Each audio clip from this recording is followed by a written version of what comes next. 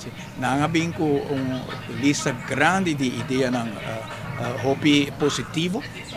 nós por identificar hopi de tema na que ambos partidos também têm na programa de governação para donar San Nicolás uma revivência e San Nicolás mesmo a gente está mostrando de estar partner que por vai donar o governo novo também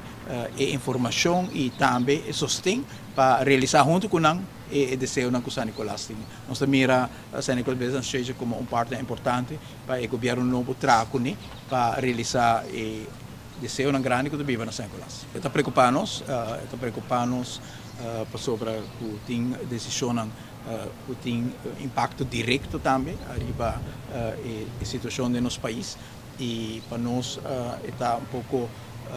momento para estar inquieto também e nós sentimos que agora a pressão naturalmente da comunidade para nós facilitar também de virar mais grande sobre a gente sente que todo dia que passa por o governo de missionário está tomando decisões que negativo para nossa comunidade e nós está consciente de isso, nós espera também que toda instância não tem que supervisar para sair no toma lugar nós seguro também que diferente de nós nós está em contato com nós está fazendo trabalho também para alertar o governo de coisas que nós não está suposto a fazer nós mira entre outro rapport de CFT arriba o câmbio fiscal caminho que nós mostra que não está correto para tomar uma decisão que não toda tem base